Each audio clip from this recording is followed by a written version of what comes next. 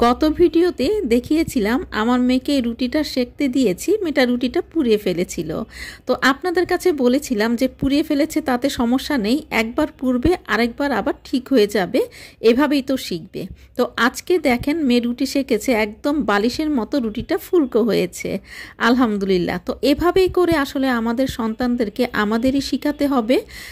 আমরা যদি সন্তানরা কোনো কিছু আসলে কোনো কিছু করার জন্য আসলে যদি আমরা প্রথমেই বলি তুমি পারবে না, তাহলে কিন্তু তাদের মধ্যে থেকে যে কনফিডেন্স থাকে তারা যে পারবে সেটাই তাদের মন থেকে একটু থেমে যায়, যে আমরা আসলে কি পারবো কি না, এটা কনফিউজড হয়ে যায়। এই জন্যই সব সময় আমাদের বাবা মার উচিত আমাদের সন্তানরা ভালো যে কোনো কাজে, বিশেষ করে ঘরের কোনো কাজে যদি তারা উৎসাহিত হয় তাদেরকে আরও বেশি করে উৎসাহ দিতে। এতে করে যেমন আমাদের জন্য ভালো, বাবা মাদের জন্য ভালো, সেমনি ওদের জন্য ভালো। আর ওরা অন্য খারাপ কোনো কিছুতে ইনভলভ না হয়ে বাসায় চাইবে এটা তৈরি করতে, অথবা মার সাথে থাকতে, অথবা বাবার সাথে থাকতে, অথবা ঘরে যে কোনো একটা ঘরোয়া কাজে একটু সময় দিতে। তো এর মধ্যে আপনাদের সাথে তো আমার কুশল বিনিময় করাই হয়নি। তো আমার প্রিয় ভিউয়ার্স, আসসালামু আলাইকুম, কেমন আছেন আপনারা সবাই? আশা করি মহান আল্লাহ তাআলার রহমতে আপনারা সবাই ভালো আছেন। আলহামদুলিল্লাহ আমিও ভালো আছি। তাই তো ব্লগস বাই চুমকি রান্নাঘরের আরও একটি নতুন ব্লগ নিয়ে আপনাদের মাঝে হাজির হয়ে গেলাম, কারণ ব্লগস বাই চুমকি রান্নাঘর তো আপনাদেরকে নিয়েই। তো রুটি শাকার পরে আপনারা দেখতে পেয়েছেন কতগুলো কন্টেইনার। হ্যাঁ, এটা আমি দারাজে যখন অফার চলছিল তখন আনিয়েছিলাম। আমার একটা যে প্রবলেম সেটা হচ্ছে, আমি যখন কোনো একটু বেশি দাম দিয়ে কোনো কিছু অর্ডার করি তখন সেটাতেই আমি ঠকে যাই। এটা একবার না, বহুবার আমার সাথে এটাই হয়েছে। তো এরকম অনেকগুলো প্রবলেম আমি ফেস করেছি। কোনোখান থেকে হয়তো সেই টাকাটা আর ফেরত পাইনি, হয়তো অন্য কিছু নিতে হয়েছে, মনটা যদিও খারাপ হতো তখন। আবার কোনোখান থেকে টাকাও ফেরত পাইনি, এরকমও একটা হয়েছে। তো তারপর থেকে আমি যেটা করি, একটু কমের মধ্যে, কম প্রাইসের মধ্যে, কম বাজেটের মধ্যে আমি কিছু আনার চেষ্টা করি। ঠকলাম, জিতে গেলাম, কোনো প্রবলেম নেই।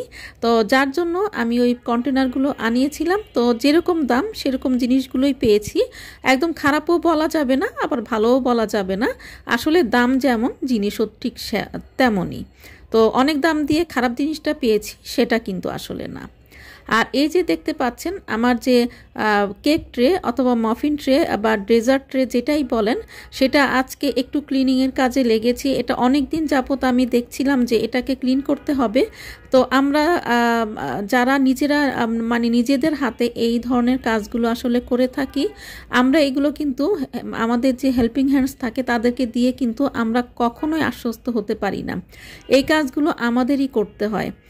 আর দেখা যায় যে আমরা যেভাবে একটু টেক কেয়ার করে কাজটা করব, সেভাবে কিন্তু ওরা আসলে করতে পারে না। তো যার জন্য এই ধরনের কাজগুলো আসলে আমাদের নিজেদের করাই ভালো। তো এই ট্রেটা পরিষ্কারের পরে আমি ঘরের অন্যান্য কাজে লেগে যাব, কারণ এখন অলরেডি 10টা বেজে গিয়েছে। তো এর মধ্যে আবার কিছু সবজি বাজারও চলে এসেছে, সেগুলোও ঠিক করব। আর এই ঘরের কাজগুলোর সাথে সাথে আপনাদের সাথে আমি কিছু কথা শেয়ার করব। আর সেটা হচ্ছে যে আমাদের সন্তানদেরকে নিয়েই। ইদানিং তো দেখা যায় যে অনেক যেরকম আমাদের সন্তানরা হয়তো বাসা, যদিও তারা দুটো ভাই বোন থাকে, দেখা যায় যে অনেক ক্ষেত্রেই আমি দেখি যে যার রুম বন্ধ করে, হয়তো স্কুল কলেজ থেকে আসলো, যার রুম বন্ধ করে শেষে তার রুমে থাকলো, হঠাৎ হয়তো খাবার টেবিলে দেখা হলো বা এই ধরনের কিছু। আমরা বাবা মারাও কিন্তু কম যাই না, আমরাও কিন্তু দুজন দুইখানে মোবাইলটা নিয়ে আমরা কিন্তু আমাদের মতোই ব্যস্ত থাকতে শুরু করি, অথবা আমরা আমাদের যার কাজে ব্যস্ত থাকতে শুরু করি। সবাই যে একরকম সেটা কিন্তু বলছি না। আর আমার কথায় যদি কেউ আপনারা মনে কোনো কষ্ট নিয়ে থাকেন, আমি প্রথমে আপনাদের কাছে আমি ক্ষমা চেয়ে নিচ্ছি। আসলে আমি এখানে বলতে চাচ্ছি আমি কিভাবে মেইনটেইন করি, আমি ঠিক সেটাই আপনাদের সাথে শেয়ার করছি। কারণ বাচ্চাদেরকে আমরা কি শিখাবো সেটা হচ্ছে আমাদের পরিবার থেকেই আসতে হবে। আমার মাকে দেখেছি আমাদের বাসায় 3-4টা হেল্পিং হ্যান্ডস প্লাস দারোয়ান থাকা সত্ত্বেও আমার মাকে সবসময় দেখেছি যে আমার বোনকে হয়তো আমার ভাইয়ের, যাও এটা তোমার ভাইয়াকে দিয়ে আসো, বা আমার ভাইয়াকে বলবে এটা তোমার বোনকে দিয়ে আসো। অথবা আমার বোন যখন ল কলেজে পড়তো, ল পড়তো, তখন আমার ভাইকে পাঠিয়ে আমার বোনকে নিয়ে আসা হতো। সেই কাজটা কিন্তু দারোয়ান করতে পারতো। কারণ কি, এটাতে আমার মা কেন করিয়েছে জানেন? এটা বড় হওয়ার পরে বুঝেছি যে এটাতে একজনের প্রতি আরেকজনের একটা দায়িত্ববোধ, একটা যে মনের টান, সেটা কিন্তু অনেকাংশে বেড়ে যায়। আমার বাবা একজন জজ ছিলেন, কিন্তু আমার বাবার মধ্যে কখনোই অহংকারী কোনো মনোভাব দেখিনি। কিভাবে নিরহংকার থাকা যায়, কিভাবে মানুষকে আপন করে নেওয়া যায়, কিভাবে মেহমান বাসায় আসলে তাকে নিয়ে অনেক বেশি খুশি হওয়া যায়। এখন কিন্তু একটা মেহমান বাসায় আসলে আমরা কিন্তু অনেকেই দেখি যে অসন্তুষ্ট হয়ে যাই, যে অসময়ে আসলো বা এখন আবার রান্না করতে হবে বা কোনো কিছু। আমরা ছোটোবেলা থেকে দেখেছি যে একটা মেহমান আসলে আমাদের বাসায় হুলস্থুল পড়ে যেত, কি রান্না হবে কি রান্না হবে না, এটা মানে এই সমস্ত নিয়ে। আর আমরাও অনেক আনন্দ পেতাম। এমনকি আমাদের বাসায় যে হেল্পিং হ্যান্ডসগুলো থাকতো, এখন তো আমরা আসলে অনেকেই বাঁধা মানুষ পাই না, তখন কিন্তু 3-4টা হেল্পিং হ্যান্ডস আমাদের বাসায় বাঁধা থাকতো। তো তখন বাই রোটেশন কারো বাবা আসতো, কারো মা আসতো, কারো মামা আসতো। তো এভাবে করে কিন্তু বাই রোটেশন একজন না একজন আসতেই থাকতো। আর আমার মাকে দেখতাম যে কারো হয়তো বাবা মা আসছে বা মামা আসছে এরকম, আমার মা কিন্তু কারোর জন্য পোলাও রান্না করছে, কারোর জন্য খিচুড়ি রান্না করছে। তো তারা উপলক্ষে আবার বাসায় কিন্তু খুব ভালো মন্দ একটা রান্না হতো। আজকাল কিন্তু এটা আমরা কল্পনাও করতে পারি না। আমরা একটা গেস্টদেরকে সহ্য করতে পারি না, মানে অসন্তুষ্ট হয়ে যাই। আর হেল্পিং হ্যান্ডসদের আত্মীয় স্বজন আসলে তো কথাই নাই। তো কি আর বলবো, আসলে পরিস্থিতিটাই এমন হয়ে গিয়েছে। আমরা অতি আধুনিক যুগে, অতি ডিজিটাল যুগে আমরা অতি আধুনিক হয়ে গিয়েছি। নিজেদেরকে এতটাই আপডেট ভাবতে ভাবতে যারা একটু মেনটেন করে চলার চেষ্টা করে, যারা ছেলে মেয়েদেরকে বা নিজেরা একটু মানে ঠিক বাবা মা যেভাবে শিখিয়েছে সেভাবে থাকতে পছন্দ করে, তারাই কিন্তু ব্যাকডেট হয়ে যাচ্ছি। আসলে আমরা কেউই চাই না আমাদের সন্তানদের মধ্যে মায় মমতা কোনোটা কম হোক, সে আপডেট একজন মাই হোক বা ব্যাকডেট একজন মাই হোক। আসলে আমার কাছে মনে হয় সন্তানদের মধ্যে মায়া মমতা বোধ এটা কিন্তু বাবা মাকেই তৈরি করে দিতে হবে, ঘরের পরিবেশটাও ঠিক সেভাবেই তৈরি করতে হবে। অবশ্যই যুগের সাথে আমাদেরকে তাল মিলিয়ে আগেও চলতে হয়েছে, আমাদের বাবা মারাও চলেছে, আমার নানা নানি দাদা দাদিরাও চলেছে, আমাদেরকেও ঠিক সেভাবেই চলতে হবে। তবে স্রোতে গা ভাসিয়ে না, আমাদের যে শেকড়টা ঠিক রেখে তারপরে আমাদের তাল মিলিয়ে চলতে হবে। তাল মিলিয়ে চলতে যেয়ে কিন্তু আমাদের বেতাল হয়ে গেলে চলবে না, আমাদের তালটা কিন্তু ঠিক ধরে রাখতে হবে। যেভাবে আমার বাবা মা আমাদের তালটা ধরে রেখেছিল, আমাদের ঠিক সেইভাবেই দায়িত্ব আমাদের সন্তানদের তালটা ধরে রাখা।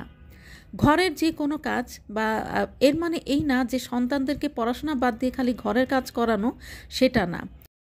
আমাদেরকে মাথায় রাখতে হবে বাবা মা হিসাবে তারা সময়ের অপচয় করছে কি না। তো আজকাল দেখা যায় যে ছুটি মানেই সেই 12টা-1টার সময় ঘুম থেকে উঠে তারপরে সেটা কি দুপুরে নাস্তা খাচ্ছে নাকি সকালে নাস্তা খাচ্ছে সেটাই আসলে বোঝা যায় না। হয়তো কাউকে জিজ্ঞেস করলাম যে এত দেরি কেন, তখন হয়তো মা উত্তর দিচ্ছে যে আজকে ছুটি, এর জন্য ওদেরকে ফ্রি দিয়েছে, ওরা ঘুমাচ্ছে। তো এটা কিন্তু অনেক বেশি কি বলবো, আমার কাছে মনে হয় যে এটা একটা রং। কারণ সকালের নাস্তা সকালেই করতে হবে, দুপুরের নাস্তা দুপুরেই করতে হবে, বিকালের নাস্তা বিকালেই করতে হবে, রাতের খাবারটা ঠিক সময় মতো রাতেই খেতে হবে। এটা বোঝানোর দায়িত্ব কিন্তু আমাদের বাবা মাকেই করতে হবে। কিছু কিছু ঘরের কাজে সাহায্য করা, সেটা হোক ছেলের ক্ষেত্রে সেটা হোক মেয়ের ক্ষেত্রে, এটা কিন্তু কোনো ব্যাপার না।